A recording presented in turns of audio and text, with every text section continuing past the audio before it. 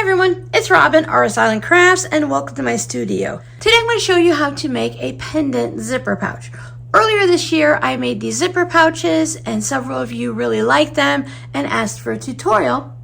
So today's tutorial day. These are really a simple, basic zipper pouch, nice and quick and easy to make.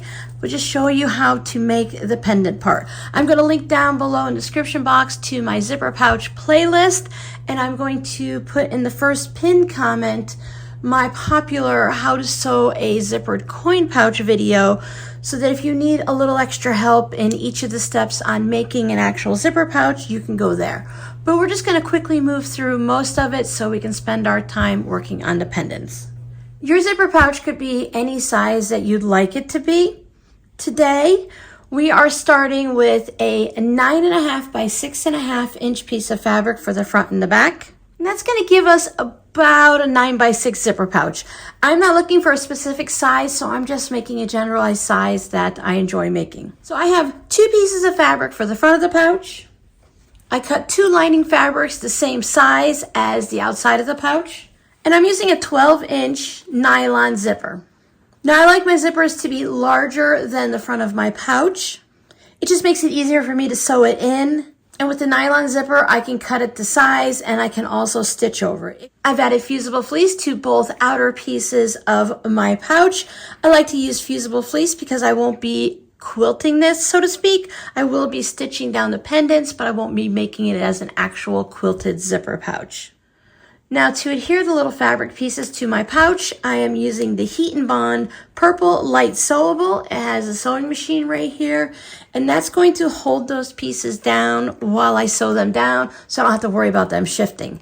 If you don't have any of this or you don't like to use it, you could put pins to hold it in place. You can use a glue stick or maybe some of the washable glues like an Elmer's School Glue. For a project like this, you might even be able to just hold it into place until you get some of it sewn down, but I find that using the Heat and Bond keeps everything nice and neat and in place for me. I've already prepared some of my pendants, but I wanted to just chat with you a little bit about them. Starting with the fabric for the zipper pouch. You can choose any fabric you'd like, but you want to make sure your pendants are going to pop against it. I am using a purple, but I chose a purple stripe that does still show up against the background of my zipper pouch. I just went through my rainbow scraps to pull out different fabrics, and I did cut a few that I chose not to use in the end. Some of these just didn't pop against that purple as much as I wanted them to. And the ones that I had already cut had a certain feel to it, so I wanted to go ahead and stick with that feel. So these 3 pinks just seemed to blend in too much with the purple, and this blue was darker than the blues and the aquas that I already had chosen, so I'm going to set those aside for a future project. The number of pendants you want to put on your pouch is totally up to you, and whether or not you want to have them cross. If you wanted to, you could just have one pendant going down like this or in a different direction, however you want to do it. So today I'm going to show you how to do 2 because that's just a little bit different than doing just 1. If you want to just put 1, then you can follow in any of the directions you want, and you just follow the way I do it for just the 1. I'm going to continue using a dark colored thread to sew the pendant down. I like how the black thread outlines the different colors of the pendants, but you could use a more neutral thread or one that matches the background of your pouch. I wanted to make sure that you could actually see that line of stitching to know that the pendants are strung up on a string, cord, ribbon, whatever you might want to think it is.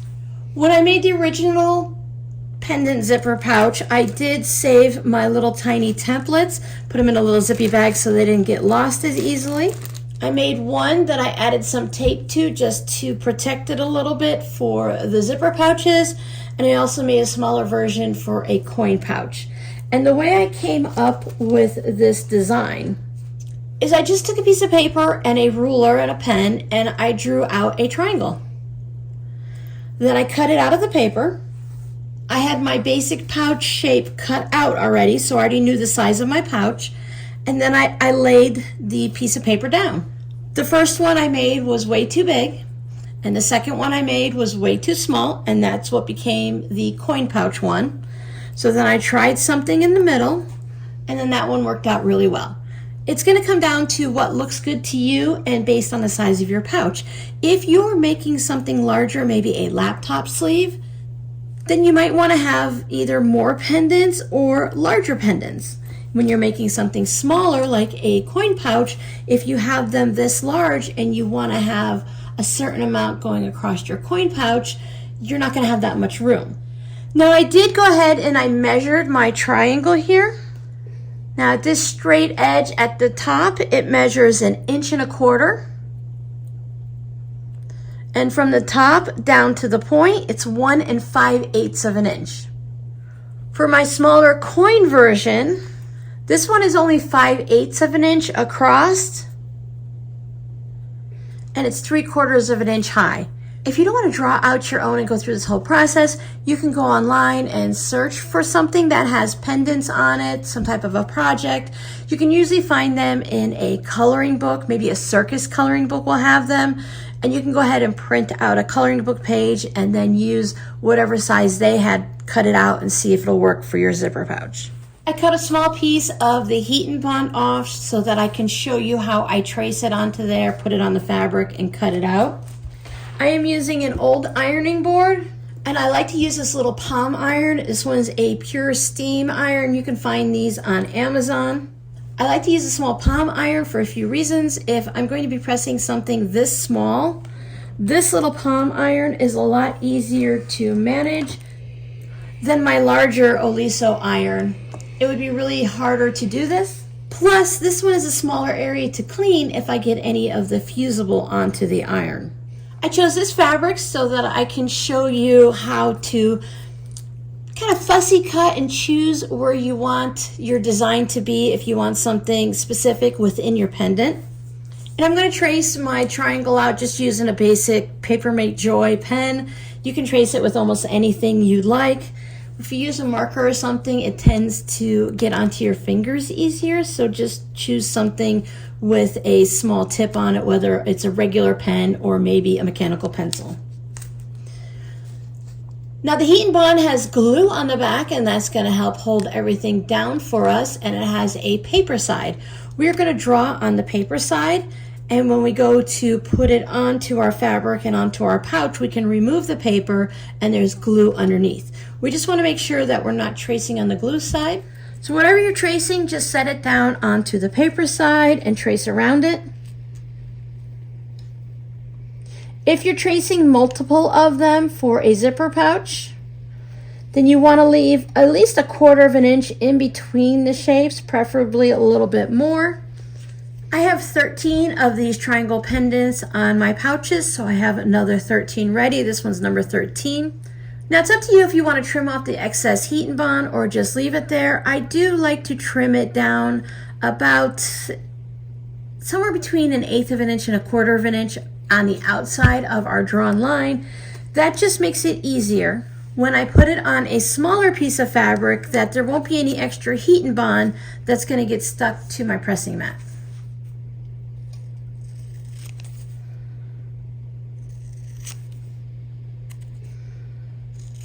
If you choose to use the same fabric for all of your pendants, you can trace one this way and one this way and one this way and one this way.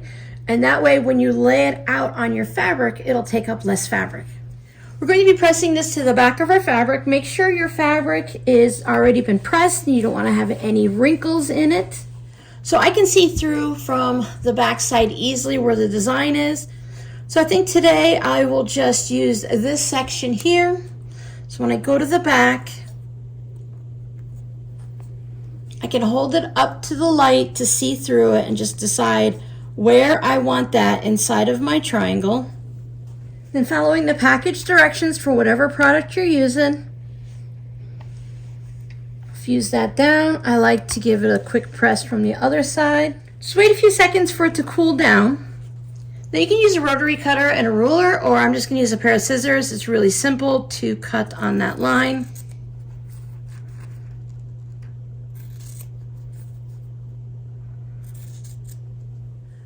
So So there is my little pendant. Now, as everything's cooling down and waiting for me, I want to decide where on my pouch I'm going to put my pendants, or at least where I'm going to put the string or ribbon that they're going to hang from. I have a hair marker, and that can put a crease into the fabric. Just a way to make a mark in the fabric without permanently marking it, because if I hit it with the iron, that crease will go away. So you can use any type of a marking tool that's meant for fabric, whichever one you happen to be using that you are already used to and like to use. I like the hair marker because it's not permanent. I can change my mind. I don't have to worry, did I make it permanent by ironing it? Will it go away with water? Will the air make it go away, or will it come back when it's cold? So whatever marking tool you use, maybe you want to use some chalk because that just brushes away really easily. That's another good tool that you can use. Once I sketch it out with my hair marker, I'm going to lay down my actual pendants, so that'll give me an idea. I can also lay down my pendants first and then make my mark, whichever one works for you. But I'm going to say that this one is going to be right about there.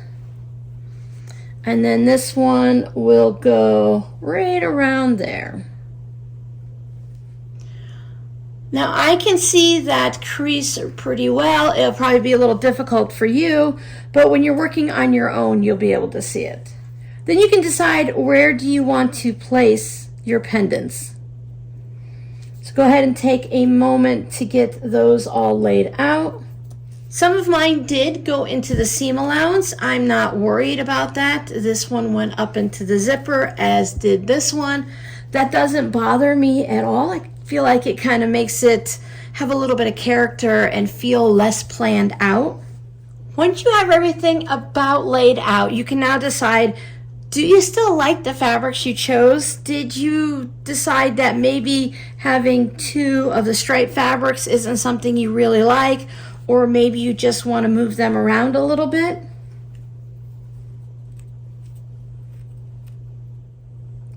Now, nothing's permanent yet because we haven't glued down our pendant pieces and we haven't added the stitching. So if you like the way it's crossing right there in the center and you like the way your colors are looking, then you can take a picture of it with your phone so you remember where everything is, or just go one piece at a time. Now, for these to be adhered to our fabric, we need to remove the paper. Sometimes with smaller pieces, it's hard to pull the paper off. You can score it with a pin. Just scratch a little line, not too hard. You just want to go through the paper, and you'll create that little crease and fold right there, and then you can usually pull it right off. So I'm just going to take a moment to peel all the papers off of mine, line them up just the way I want, and then I'll come back and iron them down. I like to use tweezers to move the pieces around. And what I try to do is imagine an actual banner, bunting type thing, how it's going to hang. And a lot of the time it has that, a little bit of a droop to it. So instead of having a straight line, I try to make sure I have that little bit of a sway to it so that it's a little bit rounded. You can actually take a piece of string or ribbon or something and lay it down as your guideline. Now I like to just give everybody a gentle touch with the heat, and then I'll go and press it completely. I don't want to move anything around too much. Hold on to the cord so it doesn't dangle and drag over anything. Just something quick to hold everything just for a moment. And then following the manufacturer's directions, I will go ahead and give it the press. I will be sewing these down, so I'm not overly concerned. I'm just using this heat and bond as a tool to hold things in place until I can get it to the sewing machine. So when I pick this up, everything doesn't just fall everywhere. Now I have to decide what color top stitching thread I would like. I'm just using my standard thread that I always sew with. This happens to be the Missouri Star Quilt Company's 100% cotton thread. This is plum and this is black. Take the thread that you think you might want to use and spool it out, lay it across your fabric pendants and your background fabric and see what it looks like.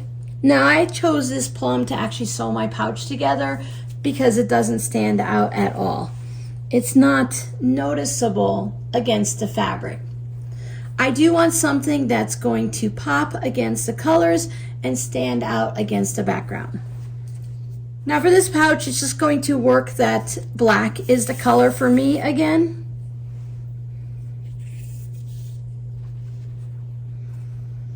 I can see it against my fabric, and it also highlights against all of my colors. Now for you, that might be a brown, an orange, a blue, maybe you're using white. I just like the way black pops against all of the colors. And when you look at this, you can see that I'm not stitching straight on the lines. I'm purposefully going a little wonky and making sure everything's stitched down. I don't have it exactly covering every bit. Each pendant does have at least one line of stitching to hold it down. But I did go over each pendant twice. You can do as many times as you think is necessary. I feel like the larger the pendant, the more I might want to stitch around it. But for something this size, 2 times around the pendant works. And it looks like I did 3 times for the actual hanging string. What I wanted is I wanted to stitch around it and go to the next one. And then I stitched around it twice, so that's giving me 2 lines of continuous stitching here. And then I went ahead and did it the 3rd time. Now one of the things I did have to take into consideration is if I'm going to be doing this and this, when I do this, I'm going to stitch right across this pendant. So if you look here, I'm actually underneath it. So if you have an area like that, then you might need to just pop up, or don't fuse down that one area. I made both of these, one right after the other in the same afternoon. On one of them I forgot, and on the second one I remembered. So the more you do these, you'll find your own little tips and tricks and things you need to remember. So if I were to make a second one today, I would remember not to put this one down at all. I would go ahead and stitch with the black thread all the way around these 6. Then I would fuse this down and I would do this one. But for now, it's going to be perfectly fine. We all make mistakes somewhere along the line. Sometimes everything works out great, and other times we have a oopsie, we forget something, or we get a little bit off track somewhere. So I'm just going to pull this back. It's going to be going right back into place there, and I'm going to stitch it down. So even if this Fusible doesn't stick onto the fabric anymore, the stitching will hold it down. So I'll just put that like that, and then I will work on this. That's one thing to take into consideration, your layers. If you're not going to have any of your ribbon string underneath any of the other ones, if you were just to have this one down here, you wouldn't have to worry about anything like that. So I'm going to go ahead and get my sewing machine set up and bring you guys over there so you can see me stitching this down. Now I'm going to be starting from the bottom up, so I will be working on this stream of pendants this way. This is the foot that's normally on my sewing machine, and there isn't very much space to see through there. It is clear plastic right there, and I can use it, and I have, but I find that using this open-toed foot makes it a lot easier so I can see completely in there, because I'm going to be sewing this with my regular sewing machine foot like this and not doing any type of free motion. You could easily change out to a free motion foot and and you'd be done, but I'm going to do this just as if I was sewing whatever, in kind of a way of like quilting it.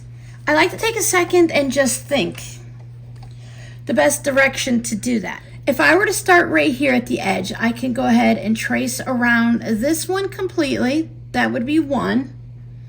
And then when I come back down, that would be a 2nd. That would only leave 1 bit of stitching there, but that would be easy to go ahead and add more.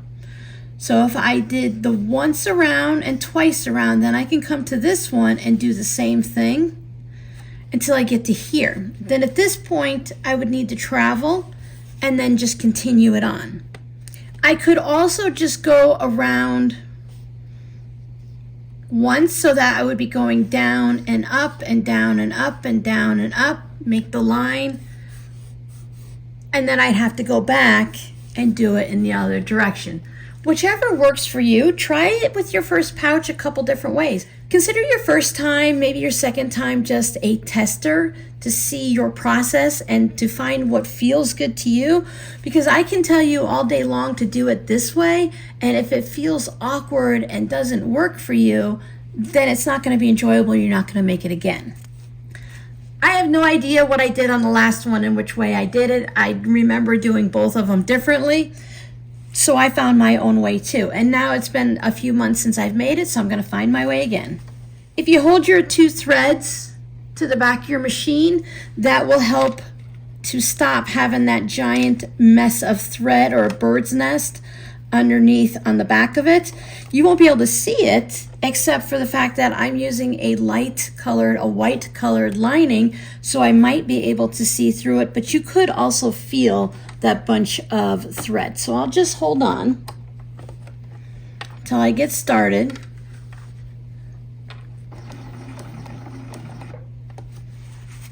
I have my stitch length at a 2.4. That's what it turns on to automatically when I start my machine up. That's fine for me. You can make it a little bit shorter if you'd like.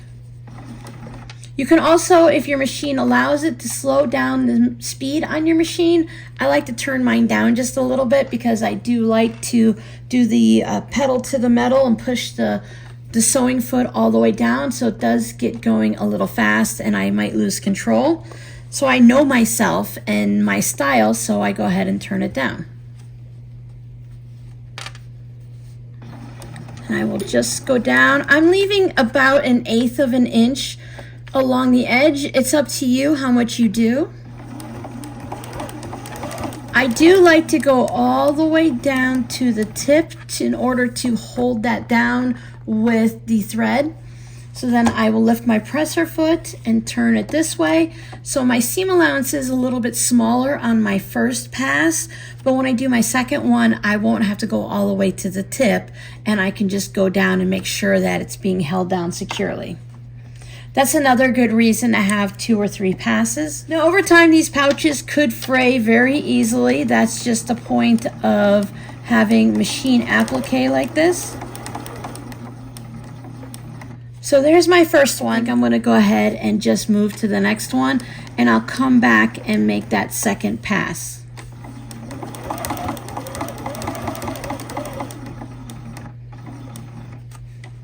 Now this time my first pass was a little bit wider there, so when I do my second pass, I can go between that stitching line and the edge of the pendant and cover it that way.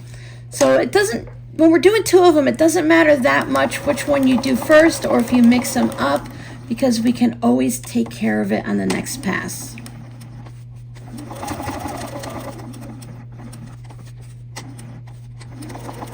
So when I come back up to the top here, just make sure that's staying out of the way. I'm going to make it a little bit of a curve, and I'm going to aim for this point right here.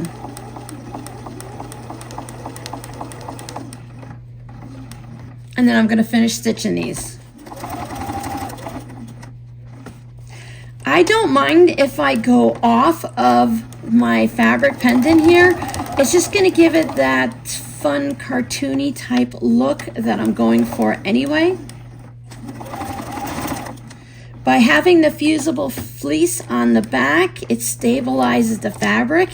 This would be a little bit harder to do if you just had the purple fabric and the pendant fabrics, because you could end up with some bunching and just some weird bits, and it would be harder to sew. By having the fusible fleece or batting or something on the back, it's going to make it easier.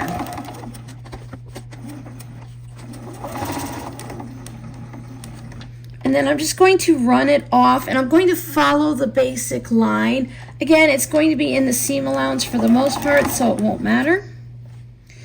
Now I can start back from the beginning, or I can just go from here and continue doing this again. I'm going to aim between the stitch line and the edge of the fabric if it's wider, or I'm going to go on to the main pendant side if the seam allowance is a bit narrower. But I want that fun look of an outline. And again, if I go off the pendant, I'm not going to worry about it. I purposefully will go on and off and curve it a little bit just to give it that little bit of a different look to it so you can see it. I don't want it to be perfectly lined up.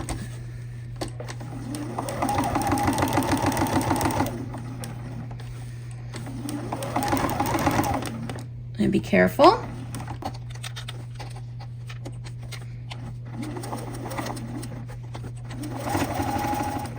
My left hand, I can move this purple fabric, the pouch, and just make it curve just a little bit so it gets wiggly squiggly like, and that'll give me that fun outline. Now, if you want everything to look exactly perfect, you can go ahead and make your line straight and nice and even. The more times you go over the line, the darker it gets, so that black will stand out more. You can go over it just once.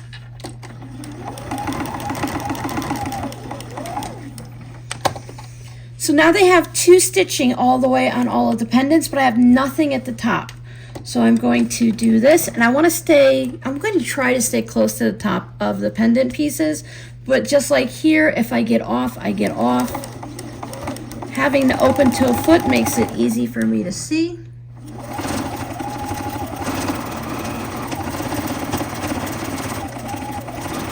That's one. I'll do it at least another time. Trying not to go directly on the same line. This space in between where that yellow pendant will be is a little bit heavier than the rest, but I'm not too concerned about it. It's just supposed to be something fun, right? See, I've gone off the fabric. I haven't lined it up. I'll take this over to my iron and press this down so that I can now do the same thing in this direction. All stitched. You can see the mess on the back. That's not too bad.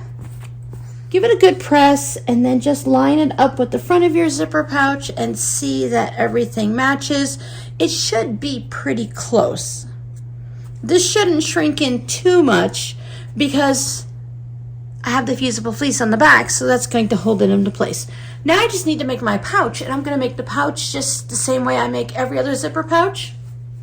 We're going to go through this pretty quickly. You can follow the tutorial that's down in the pinned comment if you need something to go a little bit slower. So zipper teeth, right sides together. Lining fabric, I don't have any interfacing or anything on that. It's just a straight up plain piece of fabric. I'll put it on my zipper foot and I will stitch this. I just give it a bit of a finger press for this portion. Then I can add the next side. Mine plain. If you want to add more pendants to the back of it or do something else, you can go ahead and do that. Line it up with the other front side of it so that everything's nice and even. Linings right side together, making sure everybody's lined up along the top and on the sides. And then I'll give that a stitch. Top stitching done. Now the most important step in bag making is making sure you take your zipper and moving it into about the halfway point of your pouch. If you were to leave it here and then sew your pouch, the zipper pulls on the outside. It's going to get cut off. It won't work. I'd imagine at some point everyone has forgotten to move the zipper pull, even seasoned bag makers. We do things on autopilot and sometimes we skip a step. So I'm going to remember to move it over. Once everybody's clipped or pinned into place, we can go ahead and stitch this together. Then I can go ahead and turn it right side out. There's my turning hole. I'll line that up nice and also give it a press. Then I'll take it over to the sewing machine. I'll do a little top stitching, about 1/8 of an inch or so from the edge. I'm going to use white to match the pouch so the thread doesn't stick out, and I'll stitch that closed. There it is. Just add a tassel to it. I have a jump ring.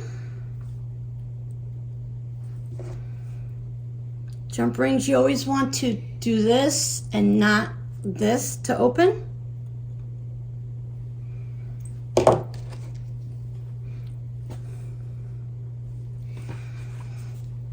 Add it to the little zipper. I like to use the YKK zippers. That's my favorite brand. They just zip smoothly.